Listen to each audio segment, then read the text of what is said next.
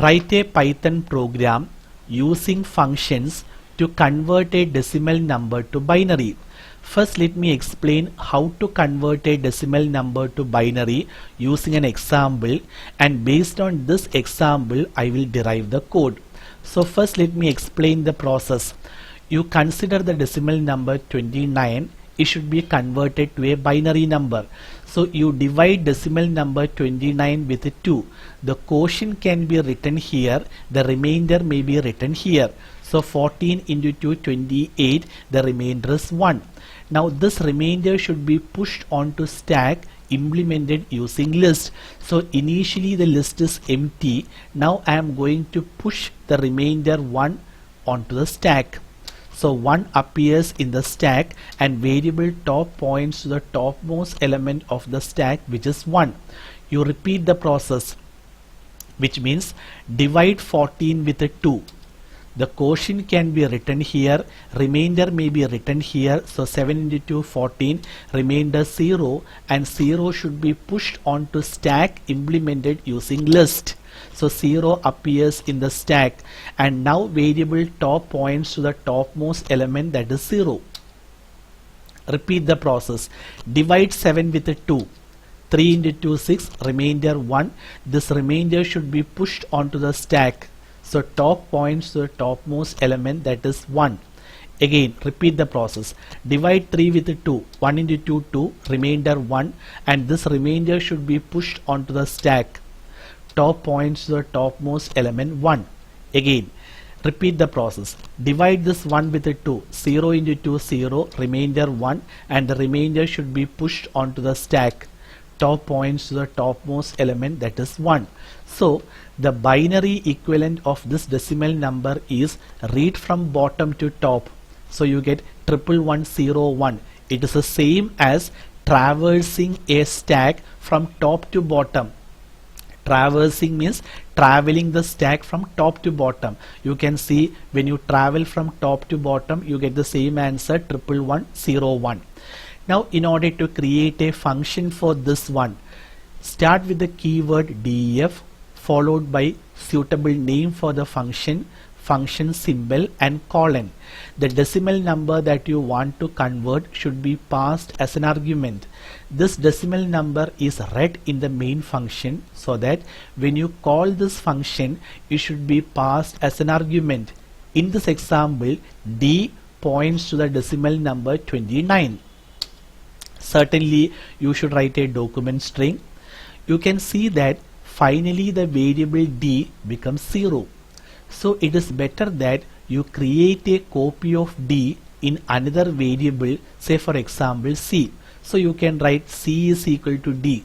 What's the meaning of assignment operator? Right hand side assigned to left hand side.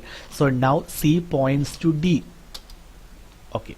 Now what you need to do is, if C not equal to 0, you divide C with a 2, get the remainder, store that in a variable R, and R should be pushed onto the stack. How do you get the remainder when you divide C with a 2? C modulo 2 returns the remainder, because I told you modulus operator returns the remainder.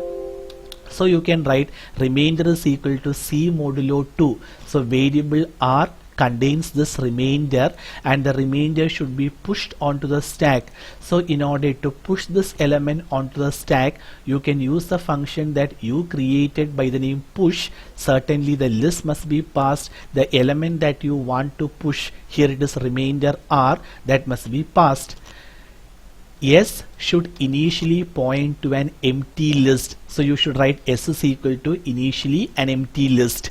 Now repeat the process if C not equal to 0. Before that, now C is 29, C should be made 14. So how can you reduce 29 to 14? It is 29 or C floor division 2. Floor division returns the integer part of the answer. So C should be reduced to 14. You can write C is equal to C floor division 2, because C was initially 29. 29 floor division 2 is 14. So now your variable C points to 14. you can repeat these three statements if C not equal to 0.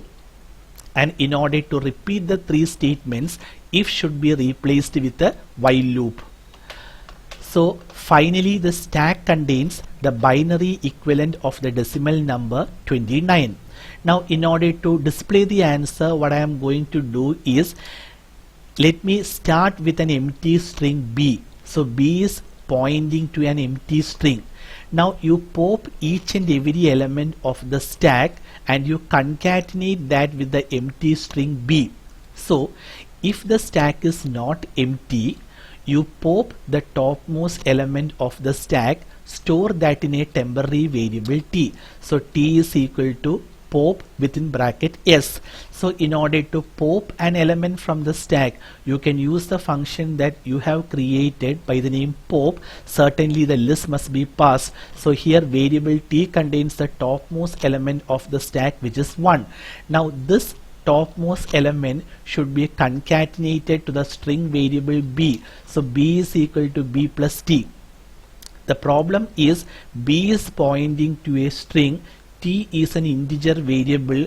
Only a string can be concatenated with another string. So what you need to do is, t should be converted to a string and that should be concatenated with b. How can you convert t to a string? You can use the function str within bracket t. So this t is converted to a string, it is concatenated with b. Now repeat the process till the stack is empty. So if you want to repeat the two statements, if should be replaced with a while. Finally, the string variable b contains the binary equivalent of the decimal number 29, that is 11101, and this b should be returned as answer. So you can write return b. So the binary equivalent is returned to the main function so that the answer can be displayed in the main function. Remember, after calculating the answer, here you can return the answer or you can display the answer here itself. Let me explain this piece of code using this example so that you get a better understanding. Now if the stack is not empty, you can see the stack is not empty because top is pointing to the topmost element 1. Pop function removes the topmost element from the stack. It is returned as answer that is stored in the variable t. So now t contains 1, integer 1. This is removed from the stack. So you can see top is pointing to the next topmost element of the stack. Now assignment operator means right hand side assigned to left hand side. Initially b contains empty string, t contains integer 1. So str of 1 means integer 1 is converted to string 1. So it becomes string 1. Initially b is an empty string. So empty string is concatenated with the string 1 so that now b points to string 1. So the first binary bit is added to b. Because of while loop, statement repeats. If the stack is not empty, you can see that stack is not empty because top is pointing to the topmost element 1. The pop function removes the topmost element from the stack. It is returned as answer and stored in variable t. So this 1 is returned as answer. It is stored in variable t. So t again contains 1. This is removed from the stack. You can see variable top points to the next topmost element 1. The string variable b contains string 1. T contains 1. str of 1 will convert integer 1 to string 1. So string 1 is concatenated with a string 1. So here you get string 1 1. So you can see that the string variable b contains the first 2 bits of the binary equivalent for the decimal number 29. Again, because of this while loop, statement repeats. If the stack is not empty, yes, the stack is not empty because top points to the topmost element of the stack, which is 1. Pop function removes the topmost element from the stack. It is returned as answer stored in the temporary variable t.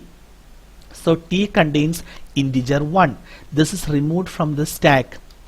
So now top points to the next topmost element 0. B contains string 1 1. Variable t contains integer 1.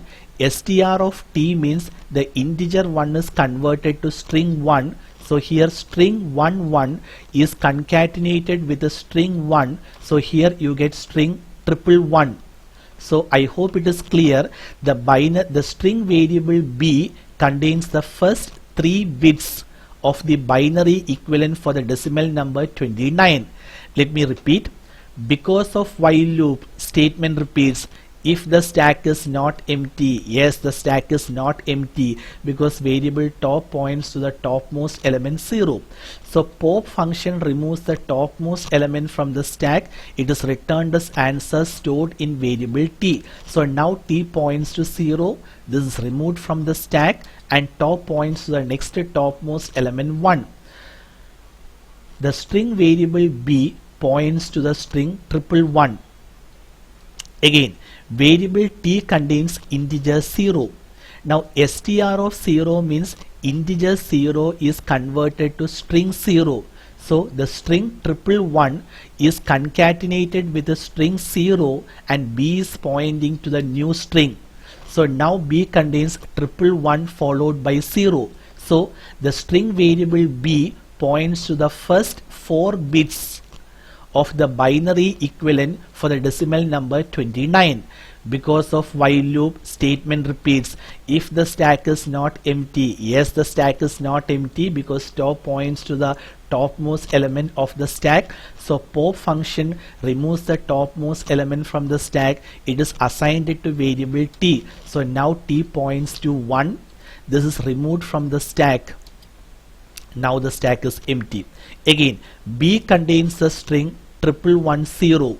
Variable t contains integer 1.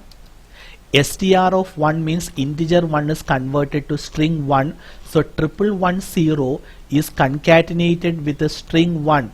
So b points to the new string 1101, and you can see the string variable points to the binary equivalent of the decimal number d. Because of while loop, statement repeats, but you can see the stack is empty. So this condition is wrong. You exit from while loop and return b. The string variable b points to the binary equivalent of the decimal number d, and the binary equivalent is returned as answer to the main function, so that in the main function you can display the binary equivalent. Students, for the theory exam you need to study only this function. But for a better understanding, let me write the complete program by making use of this function. Again, for the theory exam, if the question comes, write a Python function to convert a decimal number to binary, first you should write the definition of push function. After that, you should write the definition for pop function, followed by the definition for decimal to binary conversion. Now I am going to write a complete program by making use of this function, decimal to binary conversion.